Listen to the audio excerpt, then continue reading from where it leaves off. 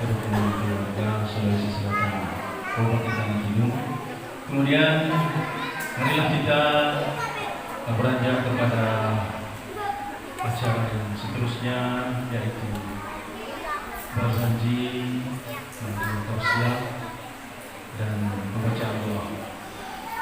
3 acara ini akan dirangkai menjadi satu dan akan dibawakan oleh Al-Ustaz Haji Syafarudin Bisari. Kepadanya dengan segala hormat kita persilakan.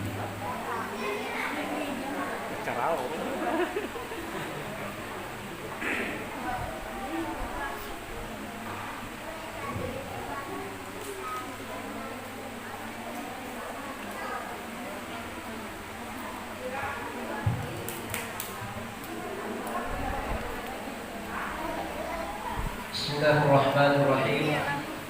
Assalamualaikum warahmatullahi wabarakatuh.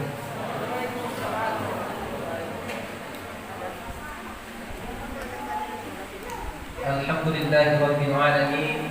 Shalatu wassalamu ala asyrafil anbiya'i wal mursalin sayyidina wa maulana Muhammad wa ala alihi wa ashabihi mujahidin at-tahirin amma ba'd.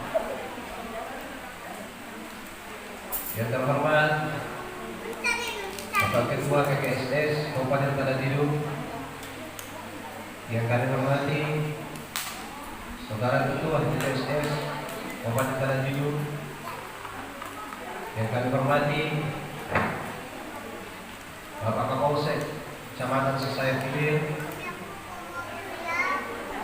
yang kami hormati yang senantiasa kami banggakan Ketua KKMB Himpunan Keluarga Masyarakat Boleh Kabupaten Tanjung Pinang, yang kami muliakan Pimpinan Pondok Pesantren Hidayatullah ada yang mewakili, yang kami muliakan Pak Ustaz dan Ustazah, alim ulama, Bapak Pemuda, Ketua Adat, dan seluruh ormas. Kita kembangkan hormati Ketua Pilar daripada Bulukuah, dan juga saya hormati dan muliakan orang tua saya, kakanda saya, Bapak Abdul Hafid sebagai senior saya juga di DDI.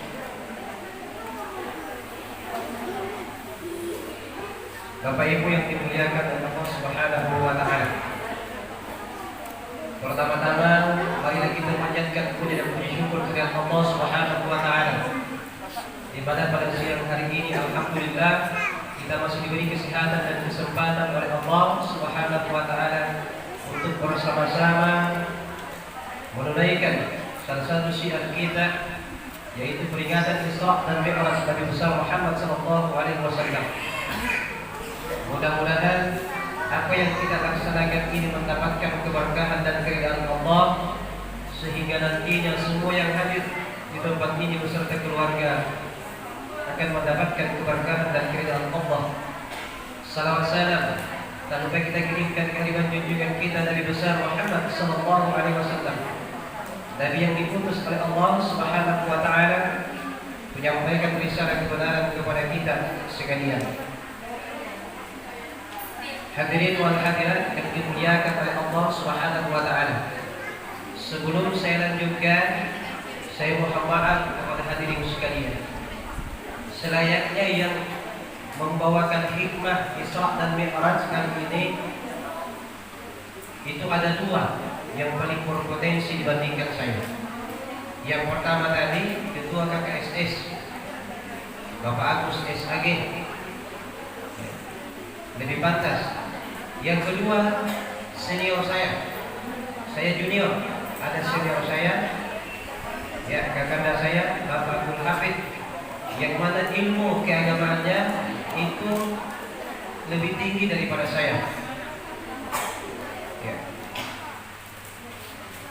Tetapi saya tidak tahu, mungkin ada kerjasama antara KKMB dengan panitia Masjid Darul Hikmah sehingga saya ditunjuk. karena saya juga masyarakat Serudong dan saya juga tidak lepas dari KKMB Kabupaten Tanjung. Tetapi saya tadi mendengarkan dari MC, saya dorong 3. Ya, ada barasanjinya dan ada doanya. Tapi ternyata panitia tidak menyiapkan barasanji. Alhamdulillah. Karena saya bukan penghafal barasanji. Terima kasih panitia tidak menyiapkan.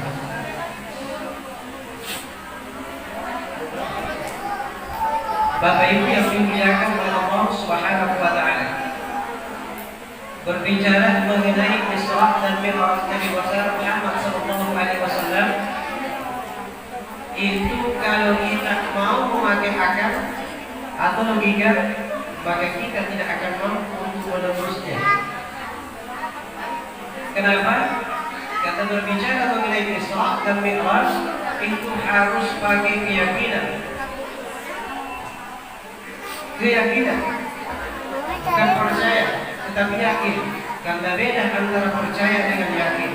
Kalau yakin itu tanpa kita lihat apa yang telah dilakukan oleh Rasulullah SAW, maka kita yakin bahwa itu benar. Kita percaya itu benar, itulah namanya yakin. Kalau percaya, biasanya ada orang yang membawa kabar, ada umat Islam misalnya tidak percaya. Coba kamu ke sana, sekali ke sana, oh iya ya ada betul, baru percaya. Itu percaya namanya. Harus dilihat dulu baru percaya. Tetapi kalau tanpa melihat yang percaya, itu namanya keyakinan.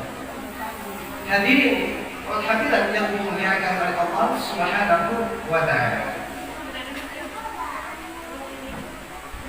Tadi MC meminta saya untuk barasanji sedikit. Baik, saya akan barasanji sedikit sesuai dengan apa yang saya tahu.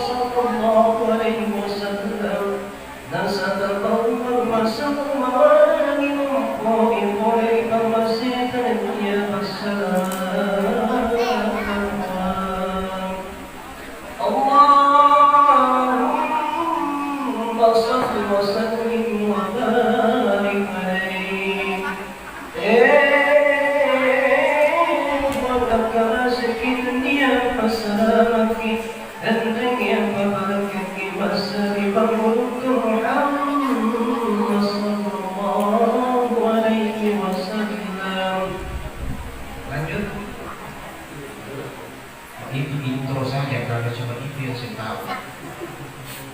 Dari mohon maaf pada hadirin para hadirat sekalian, karena kita di sini banyak, ya. Di sini kita kolaborasi, ada Hidung, ada Jawa, ada Timur, ada Dayak, hampir semua suku lengkap di Serudong. Ya, kebetulan tadi saya artikan sebagai bahasa Bugis. Kenapa saya artikan sebagai bahasa Bugis? Itu hadiah bagi masyarakat Kabupaten Bone yang mau bekerja sama dengan masyarakat Serudong. Kebetulan masyarakat Bone tidak tahu bahasa Makassar, jadi saya kasih bahasa Bugis. Bapak-bapak dan ibu-ibu yang dimuliakan oleh Allah, insyaallah saya akan lanjut sedikit. Cuma karena panitia tidak ada tes Arabnya, saya cuma bawa tes Bugisnya. Ya, jadi saya akan pakai bahasa Bugisnya saja. Tidak ada tes Arabnya. Allahumma salli wa sallim wa barik alaihi.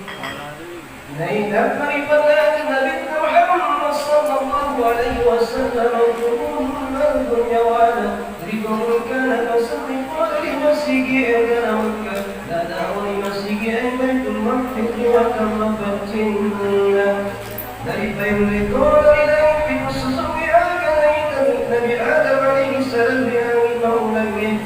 سرعون يلفي الدنيا تسكتون يكون نني ليت طويلا مرضين بإحسان مريم كل يذكر لنا لما فتن وراجل ساعدني يسقس سنة يسمي يقول لي مريم تبجون يفضل الله تعالى ليت طويلا يتلوين بيسمك سنة كفالا ليت طويلا ما يفعل يذرين بإبليس عليه السلام يا قريبة البيت فكان لي الجنة الله تعالى ليت طويلا بنت صلى الله عليه وسلم على إمام عليه السلام بنا بالمجير وأن بنس إسرائيل ليت طويلا من موسى عليه السلام لا بكماله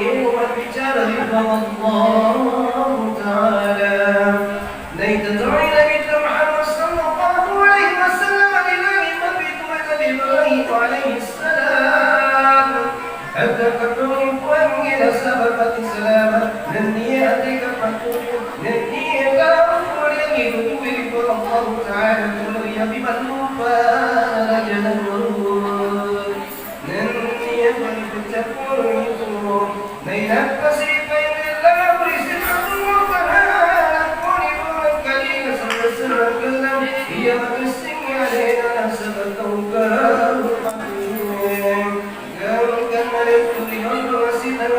الله تعالى هي طريقة جميع بتبرئكم كلام رسول النبي محمد صلى الله عليه وسلم الله يقدم هل هذا الذي يتاجم أجر الله تعالى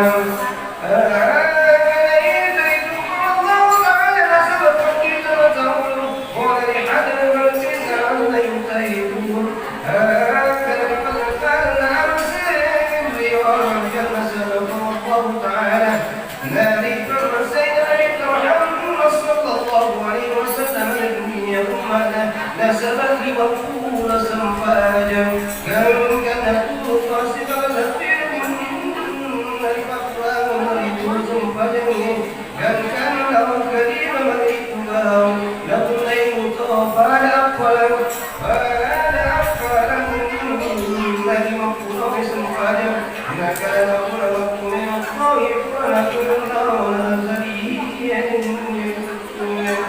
يجلس طائلا المحيا والنية نبي محمد صلى الله عليه وسلم نريب الطعون نريب المتفاكر ثم نجاب الطعون يدينا كلهم اللهم صل وسلم وبارك عليه وأنت مسكين يا فسلامك أنت يا فبركك مصرفا ملك محمد صلى الله عليه wasallam. Hadirin wal hadirat yang dimuliakan oleh Allah Subhanahu wa taala. Salah satu makna daripada apa yang saya bacakan tadi walaupun dengan dialek tersemumis itu kurang lebih yang dibacakan oleh pembaca ayat suci Al-Quran tadi, bahwa baginda Rasulullah Muhammad sallallahu alaihi wasallam diperjalankan oleh Allah Subhanallazi asra bi 'abdihi laylan. Maha suci Allah yang telah memperjalankan hambanya, yang telah memperjalankan Nabi Muhammad SAW dari Masjidil Haram ke Masjidil Aqsa hingga sampai ke Sidratul Muntaha. Jadi bukan baginda Rasulullah SAW berjalan, akan tetapi diperjalankan oleh Allah Subhanahu wa taala. Ini yang perlu kita pahami hadirin wal hadirat yang dimuliakan oleh Allah. Karena kadang-kadang ada yang mengatakan Nabi berjalan. Bukan Nabi berjalan, tapi diperjalankan oleh Allah Subhanahu wa taala. Berangkat pada malam itu dan kembali pula pada malam itu. Dikisahkan hanya sebagian malam. Hadirin wal hadirat yang dimuliakan oleh Allah, kalau menurut akal atau logika tidak akan mungkin. Karena tidur balik papan kalau kita naik mobil itu membutuhkan waktu 2 hari 2 malam. Apalagi dari Masjidil Aqsa, dari Masjid Haram Mekah menuju ke Masjid Aqsa sampai Sidratul Muntaha mungkin butuh waktu kurang lebih setengah tahun. Hadirin wal hadirat yang dimuliakan oleh Allah Subhanahu wa taala. Jadi Isra yang dimaksud dengan Isra adalah diperjalankan oleh Rasulullah sallallahu alaihi wasallam dari Masjidil Haram Mekah menuju ke Masjidil Aqsa Palestina. Itu Isra. Kemudian yang mana mi'rajnya? Mi'rajnya yaitu dari Masjidil Aqsa Palestina menuju ke Sidratul Muntaha untuk menerima perintah dari Allah, yaitu salat 5 kali sehari semalam. Hadirin wal hadirat yang dimuliakan oleh Allah, mohon maaf saya tidak bisa pisahkan dari awal sampai akhir karena habis waktu. Jadi saya lompat-lompat saja. Rasulullah SAW Isra dan Mi'raj bertemu langsung dengan Allah Subhanahu wa taala. Padahal beliau mendapat hiburan dari Allah Subhanahu wa taala. Setelah beberapa orang-orang yang dicintai dan mengasihi beliau meninggal dunia, maka beliau merasa sangat sedih. Akhirnya dihiburlah oleh Allah Subhanahu wa taala dengan rekreasi kalau bahasa kita saat sekarang ini. Ya, cuma rekreasinya kita ada yang rekreasi ke hutan, kalau ibu-ibu atau perempuan rekreasi ke hutan biasanya kalau bukan cari batu-batu, cari bunga. Itu ibu-ibu. Tetapi Rasulullah SAW diperjalankan oleh Allah Subhanahu wa taala dalam Isra dan Mi'raj itu untuk mendapatkan hadiah terbesar yang saat ini kita rasakan. Apa itu? Yaitu salat 5 kali sehari semalam. Walaupun pada awalnya beliau Rasulullah Muhammad SAW itu mendapatkan perintah sholat bukan 5 kali sehari semalam, tetapi 50 kali sehari semalam. Walhasil setelah Rasulullah SAW diperintah untuk melaksanakan sholat 50 kali sehari semalam, maka Rasulullah menerima perintah itu. Kemudian Rasulullah SAW turun ke langit dari Sidratul Muntaha, turun ke langit. Apa yang terjadi? Rasulullah bertemu dengan Nabi yang suka protes. Ya. Ada yang tahu Nabi yang suka protes? Ada. Jangankan manusia diprotes, Allah pun diprotes. Ada yang tahu? Nabi bertemu dengan Nabi Musa alaihissalam. Lalu kata Nabi Musa, ya Muhammad, oleh apa gerangan yang Allah berikan kepadamu untuk umatmu? Kata Nabi Muhammad SAW, saya diberi oleh Allah Subhanahu wa taala salat 50 kali sehari semalam. Kaget Nabi Musa. Kata Nabi Musa, Muhammad, kembali kepada Tuhanmu dan minta dikurangi. Sesungguhnya umatmu tidak akan mampu untuk melakukan sholat 50 kali sehari semalam. Jangankan umatmu, umatku saja yang besar, tinggi, 2 kali sehari saja susah. Apalagi umatmu kecil, pendek, kerdil, tidak akan mampu untuk melakukan sholat sehari 50 kali semalam. Maka Nabi Muhammad SAW kembali menghadap kepada Allah Subhanahu wa taala. Setelah kembali menghadap kepada Allah, dikurangi 5. Turun lagi Nabi Muhammad, bertemu lagi Nabi Musa. Kembali Nabi Muhammad masih banyak itu. Sampai berulang akhirnya tinggal 5. Berapa Muhammad? Dikurangi. Rasulullah SAW mengatakan kepada Nabi Musa, dikurangi 5. Sekarang masih ada 5. Nabi Musa kembali mengatakan kepada baginda Rasulullah, kembali lagi kepada Tuhanku, minta dikurangi. Nabi Muhammad SAW berpikir, setiap kembali menghadap kepada Allah dikurangi 5. Sekarang tinggal 5. Kalau berhadap lagi dikurangi 5. Habis, tidak ada. Oleh sebab itu Rasulullah SAW tidak kembali kepada Allah, tetapi menerima sholat 5 kali sehari semalam.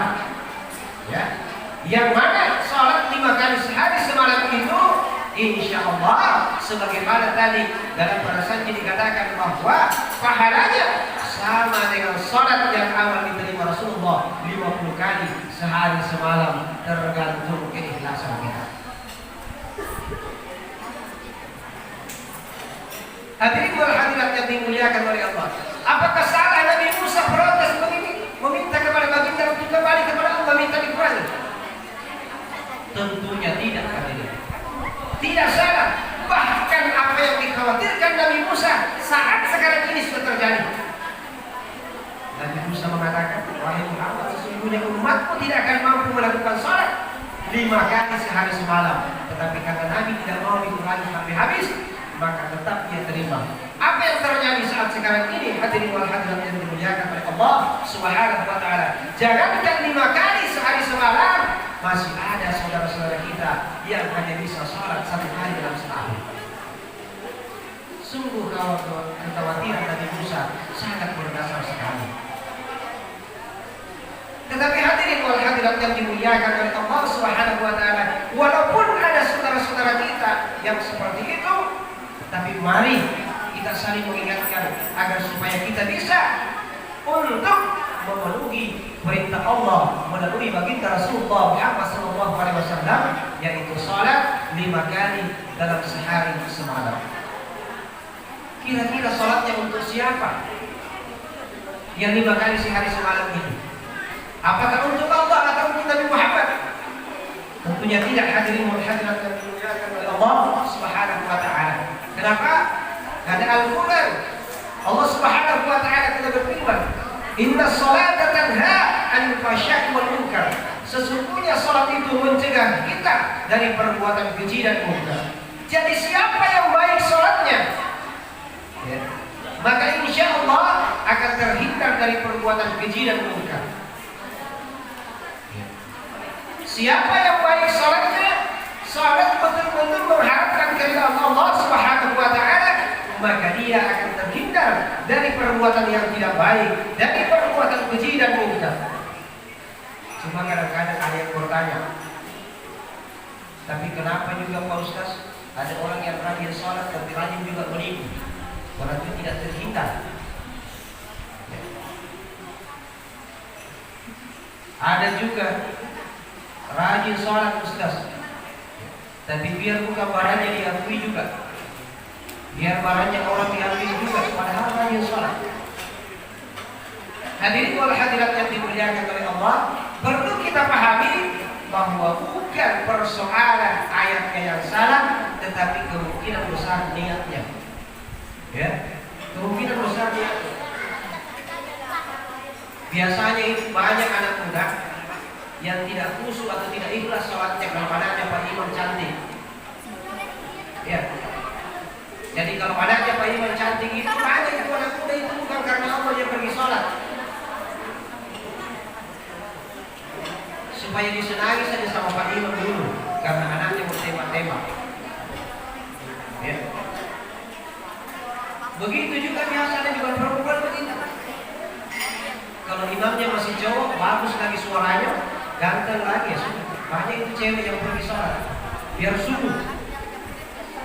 Banyak pergi sholat, bukan sholat karena Allah, karena cuma mau melihat imannya. Ada juga sholat karena malu saja. Karena tetangga ada orang yang sholat, malu dia kalau tidak sholat juga ya. Padahal hadirin sedang jamaah yang dimuliakan oleh Allah, perlu saya ingatkan bahwa yang dimaksud ayat ini terhindar dari perbuatan keji dan munkar, yaitu yang salat betul-betul mengharapkan keridhaan Allah Subhanahu wa taala. Yang dimaksud.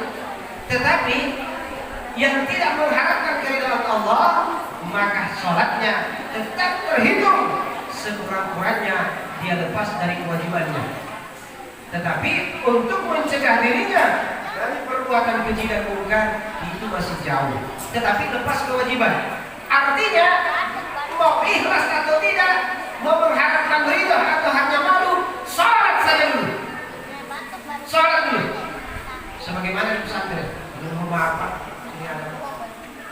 bilang pondok pesantren. Mohon maaf, kebetulan saya juga dari pesantren. Anak pesantren itu sholatnya pertama-tama itu bukan ridho kepada Allah, cuma takut dipukul sama gurunya jadi sholat. Jadi banyak anak pesantren sholat karena absen aja dulu, takut dipukul. Tetapi alhamdulillah, sebagaimana yang dikatakan pepatah, ala bisa karena biasa, maka insya Allah karena sudah terbiasa, dia tidak ingat lagi absen, dia tidak ingat lagi pukulan gurunya. Yang jelas sampai waktunya sholat, maka dia berangkat sholat karena sudah menjadi kebutuhan daripada sholatnya. Awalnya berat, tapi kalau sudah terbiasa, insya Allah akan menjadi ringan. Bagaimana caranya agar supaya sholat itu menjadi ringan? Jangan jadikan sholat itu sebagai kewajiban, tapi jadikan sholat itu sebagai kebutuhan.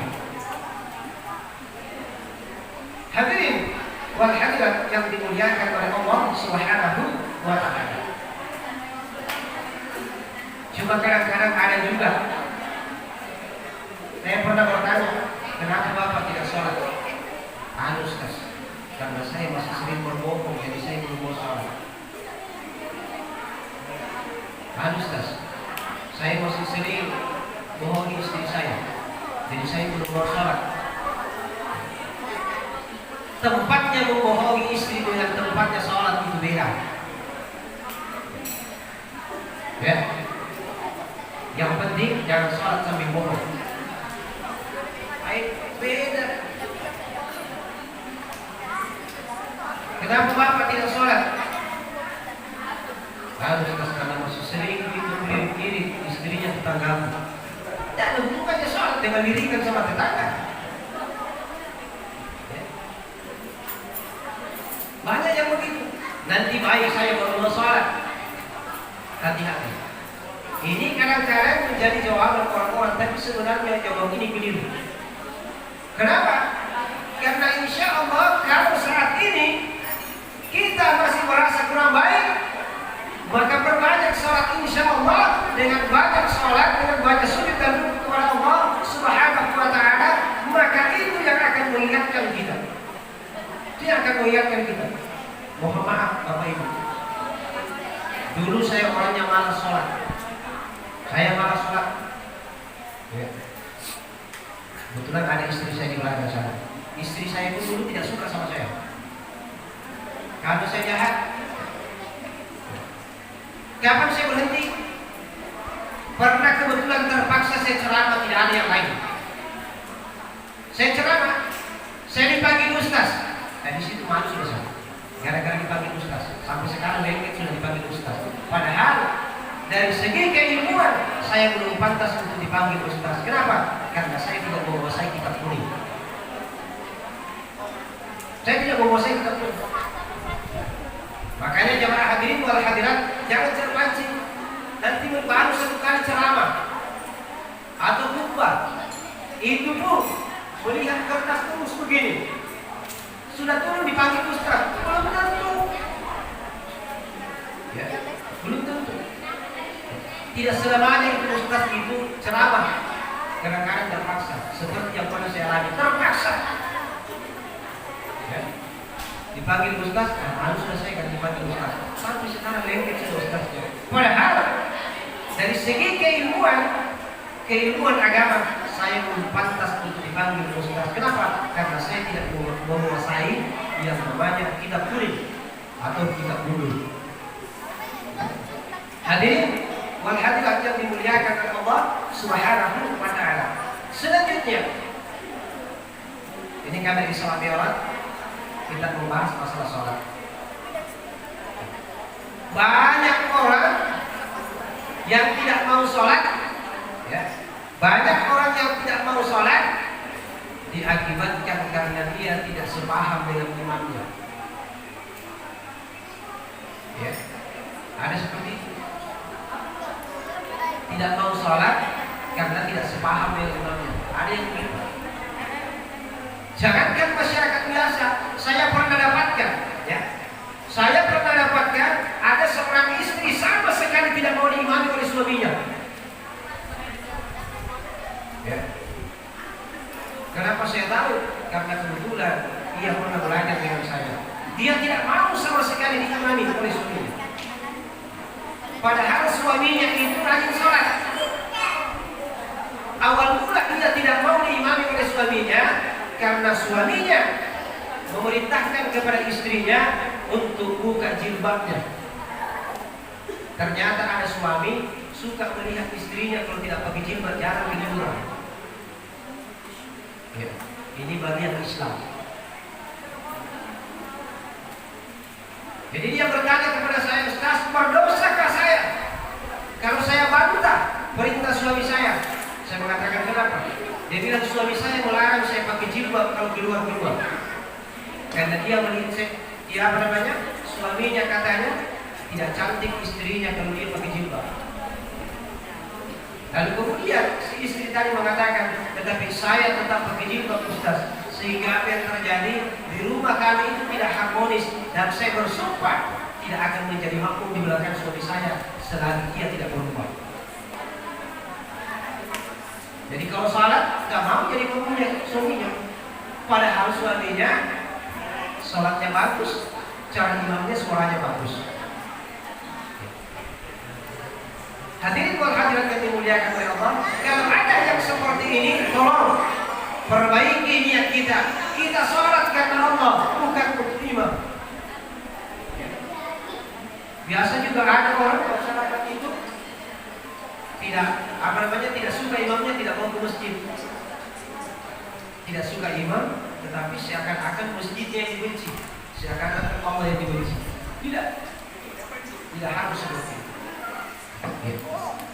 Kemudian selanjutnya, Bapak Ibu yang dimuliakan oleh Allah Subhanahu wa taala, dalam salat itu ada beberapa gerakan-gerakan yang berbeda. Ada beberapa itu yang berbeda-beda gerakannya. Biasa melihat Pak, biasa melihat Bu, orang salat. Siapa yang pernah melihat orang salat begini takbiratul ihramnya? Allahu Akbar. Ada yang pernah lihat? Ada. Yang umumkan di sini, ya, di atas dada. Kalau yang begini, ada yang pernah lihat? Kira-kira sama salatnya kalau di sini?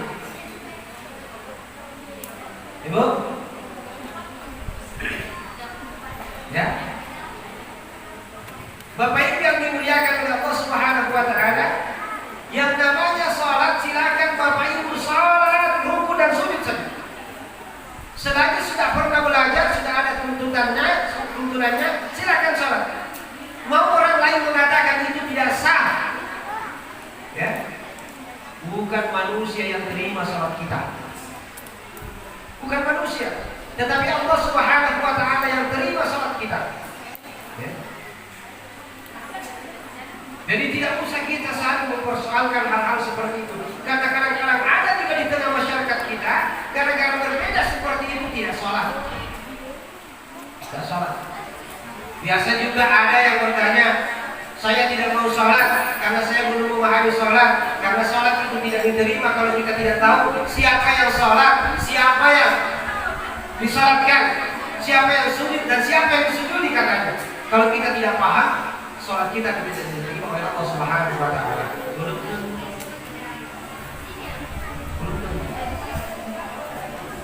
Ya. Jadi laksanakan dulu syariatnya, Bapak Ibu yang dimuliakan oleh Allah Subhanahu wa taala. Kita diperintah untuk sholat, maka mari kita sholat sesuai dengan apa yang pernah kita pelajari. Walaupun gerakannya berbeda-beda, ya. Ada yang lurus tangannya kalau gerakan ihram, ada yang begini, ya, ada yang lurus sedikit, ada yang mulai sedikit dan lain sebagainya. Itu tidak ada perbedaan. Ada yang kurus, ada yang tidak kurus. Jangan itu jadikan sumber permasalahan. Tetapi perbedaan seperti itu wajar-wajar saja terjadi. Yang penting rukunnya jangan ditinggalkan. Baik. Mau begini, yang penting baca Al-Fatihah. Ya. Sudah berwudu bersih, insya Allah rukunnya terpenuhi di akhir balik, maka insya Allah salat yang diterima oleh Allah Subhanahu wa taala. Bapak Ibu yang dimuliakan oleh Allah Subhanahu wa taala. Kemudian sebagaimana yang saya katakan tadi, lompat-lompat ini masih ada dua. Baginda Rasulullah Muhammad sallallahu alaihi wasallam waktu Isra dan Mi'raj, ya, yang dibawa rekreasi oleh Allah menuju surga dan neraka. Jadi Rasulullah SAW dibawa rekreasi menuju surga dan neraka. Ada yang mau dibawa rekreasi ke surga? Ibu? Mau? Mau. Bapak-bapaknya mau? Mati dulu. Karena tidak ada orang masuk surga belum mati, kecuali Nabi, karena itu panggilan khusus. Jadi kalau ada di sini masyarakat biasa mau rekreasi ke surga atau ke neraka, mati dulu. Ya tergantung. Kalau amalnya bagus, insya Allah diantar ke surga. Tapi kalau tidak bagus, diantar ke neraka. Ya. Kalau perokok itu kebanyakan mau ke neraka kayaknya. Ya. Karena tidak ada api di surga. Yang percuma juga tidak rokok, tidak ada apinya. Ya. Bapak Ibu yang dimuliakan oleh Allah, waktu Rasulullah SAW rekreasi atau dipanggil diajak oleh Allah Subhanahu Wa Taala untuk melihat surga, salah satu yang Rasulullah SAW lihat di situ adalah penghuni neraka banyak perempuan.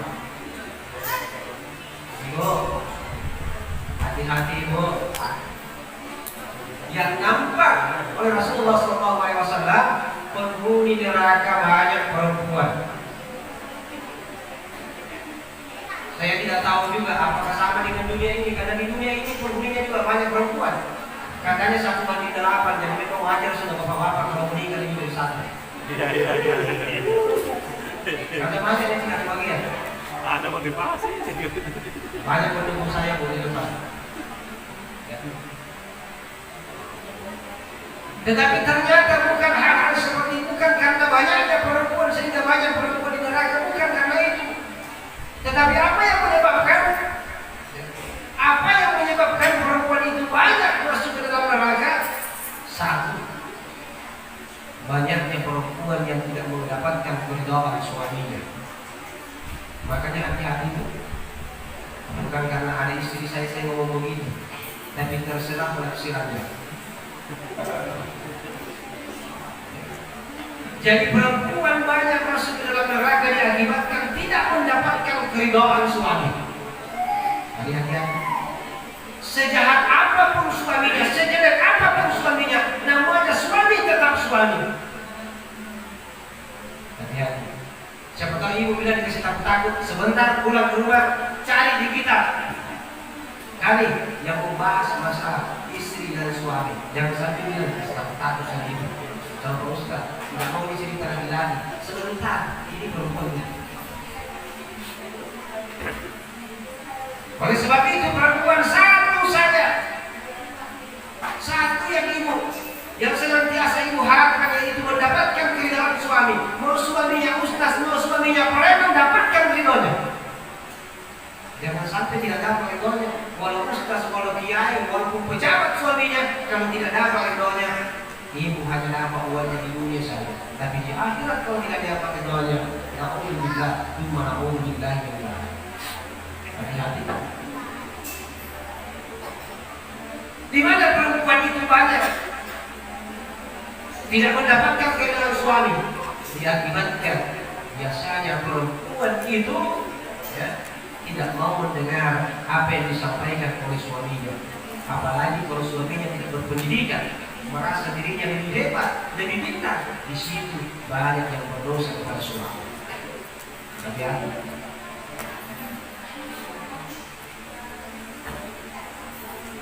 Bukan saya kasih takut-takut Bu ya. Silahkan cari di kita, cari, kalau tidak mau membaca, cari di Google pembahasan mengenai masalah perempuan yang durhaka kepada suaminya. Itu kurang lebih seorang anak kepada kedua orang tua. Jadi cari kita suamimu, bagaimana caranya? Berikan yang terbaik kepada suami. Ya. Jangan hanya mau kita saja yang dipahami, tetapi pahamilah suamimu. Ingat, pada zaman dahulu ada seorang sahabat Rasulullah SAW yang ingin berangkat berperang. Lalu dia berpesan kepada istrinya, wahai istriku, jangan engkau tinggalkan rumah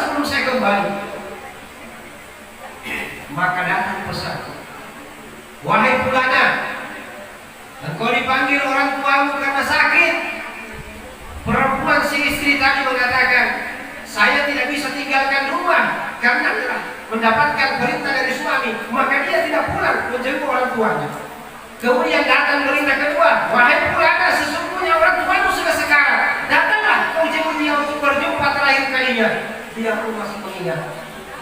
Daripada pesan suaminya, jangan tinggalkan rumah sebelum saya kembali. Lalu datang berita yang ketiga, wahai fulana, datanglah untuk melihat orang tuamu yang sudah meninggal dunia. Dan dia pun tidak pulang walaupun orang tuanya sudah meninggal dunia, karena dia mengingat perintah suami untuk tidak meninggalkan rumah. Walhasil disampaikan berita ini kepada Rasulullah Sallallahu Alaihi Wasallam. Apa kata Rasulullah? Inilah karena ketaatan seorang istri kepada suaminya, inilah yang menyebabkan orang tuanya dimasukkan ke dalam surga. Coba, kalau istri sekarang bagaimana? Kalau istri sekarang ada mau begitu? Kalau sakit orang tuanya biar suaminya tidak boleh pulang, kira-kira ada yang mau seperti itu? Tidak ada, Bu ya? Tidak ada. Jangankan sakit orang tuanya mau pulang, ibu-ibu sekarang mau pergi selamat, nanti sampai di tempat selamat dia bilang, Pak, saya pergi selamat, saya di tempatnya siang. Bagaimana mau tidak diizinkan kalau sudah sampai? Mau kita bilang pulang, mau pikir juga kita sudah meninggal ini cuma dah, mungkin kita ini kalau istri pulang, biarkan pengajian di situ, selamat di situ. Ini yang kadang-kadang kita tidak sadari. Padahal kalau pada saat itu kita telepon suami, lalu suami sakit hati dan tidak ridho, maka disitulah ibu durhaka, bukan hanya kepada suami, tetapi juga kepada Allah Subhanahu wa Ta'ala. Ya. Ini yang banyak terjadi hal-hal seperti itu. Jadi sengaja kami kadang-kadang sudah mencuci, hujan. Apa dibilang istrinya? Pak, ambil cucian, hujan. Hati-hati. Itu tidak secara langsung, tidak disengaja kita berdosa kepada suami. Kenapa? Perintah. Tidak ada haknya istri sedikit pun untuk memerintah suaminya. Tetapi bagaimana caranya kalau kita minta diambilkan? Pak, Mas, tolong ambilkan cucian kalau mau hujan. Dahului dengan kata tolong. Kalau orang polisi bilang ambil. Ini langsung ambil cucian, Pak, perintah. Hati-hati. Inilah yang kadang-kadang kalau suami tidak ridho, nah salah satu yang menyebabkan perempuan banyak di dalam neraka. Hadirin sidang jamaah, besok dan Mi'raj yang dimuliakan oleh Allah Subhanahu wa Ta'ala. Yang terakhir bagiannya laki-laki. Karena sudah perempuan sakit hati, sudah perempuan selesai, sekarang laki-laki.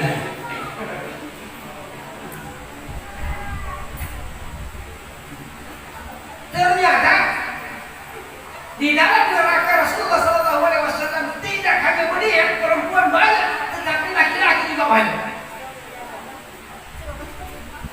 Laki-laki juga banyak. Kenapa banyak laki-laki? Ya, karena tugasnya laki-laki mendidik istri, memberikan pendidikan untuk anak-anak. Tugasnya seorang laki-laki itu ada 4. Ya. Tanggung jawabnya yang sangat besar ada 4. Pertama, istrinya. Yang kedua, anaknya. Yang ketiga, saudara perempuannya. Yang keempat, ibunya. Itu tanggung jawab laki-laki yang sangat besar. Ya. Di mana seorang laki-laki sering kecolongan, dia berdosa tanpa ia sadari. Tak kala seorang suami sangat mencintai istrinya tapi lupa orang tuanya. Banyak seperti itu. Banyak.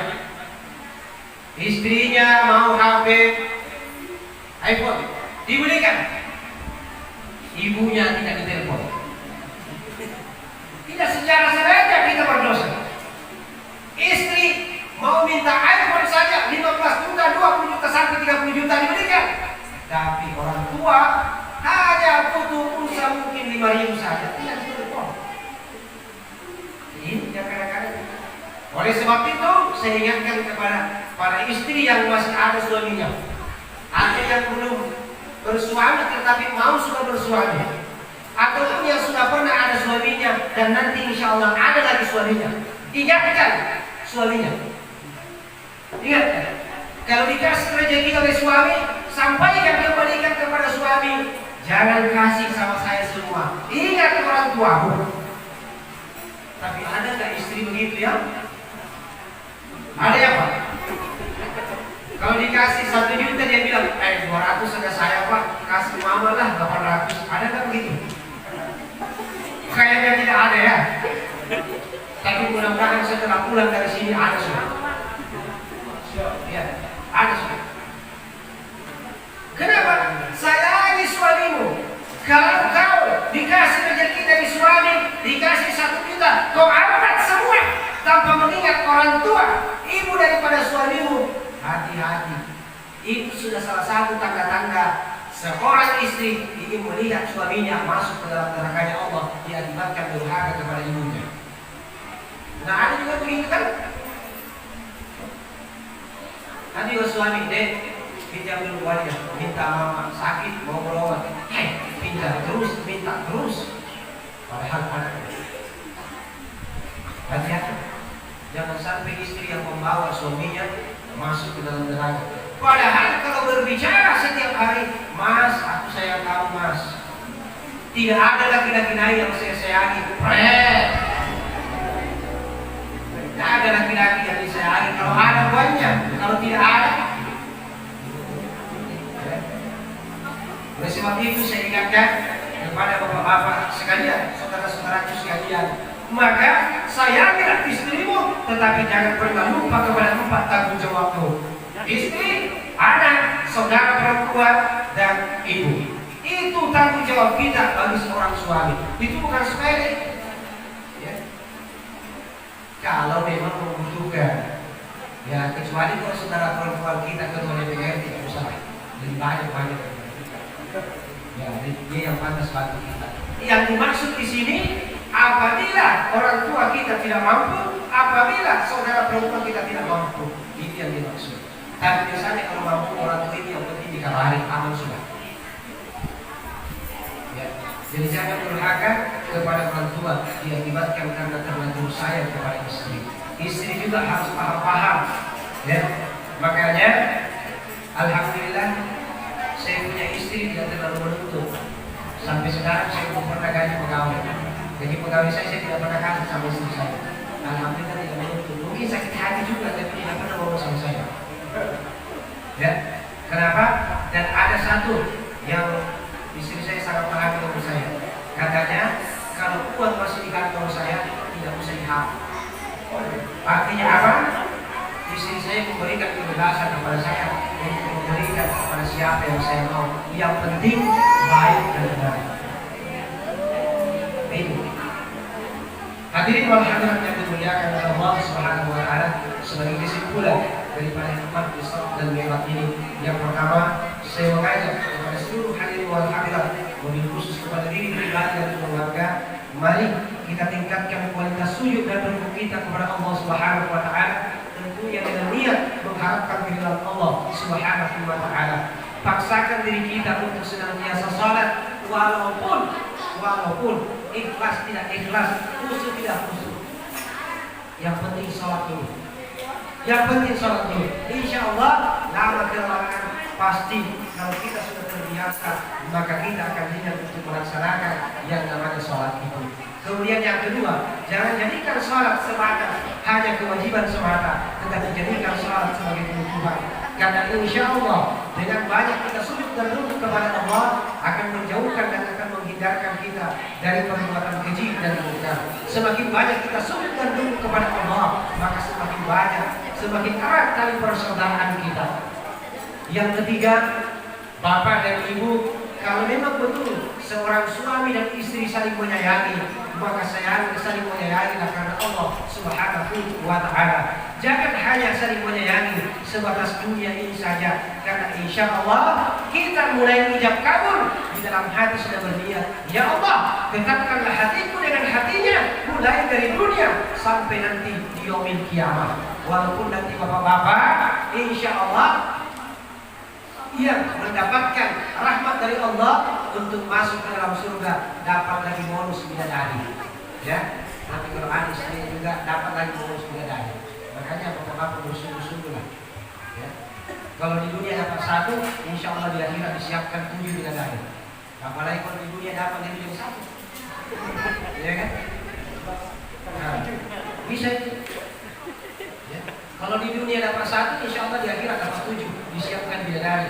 Yang penting selamat masuk surga. Tapi kalau di neraka bukan bidadari yang kita dapatkan, ya. Lalu timah panas, bukan bidadari. Tapi kalau bisa di dunia lebih daripada satu, ya alhamdulillah. Yang penting tidak bermasalah. Ya. Saya ingatkan kepada bapak-bapak ini, mohon maaf ya, jangan kasih tahu jamaah yang tidak hadir, yang hadir sampai saya tidak begini.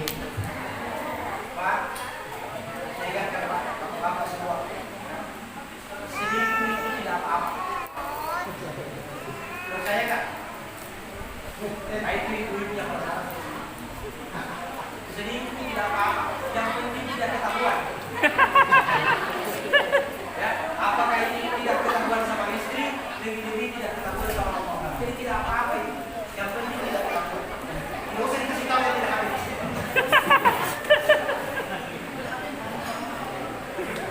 Bapak Ibu yang dimuliakan oleh Allah Subhanahu wa taala, mohon maaf atas apa yang saya sampaikan.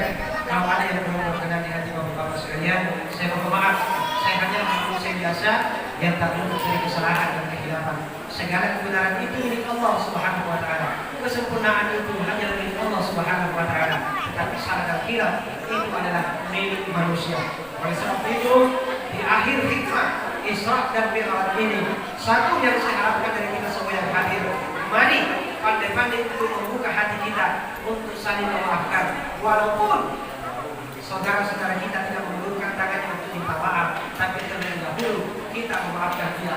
Walaupun kita tidak nampak, walaupun kita tidak lihat, walaupun dia jauh, tapi buka hati kita untuk memaafkannya. Karena kenapa?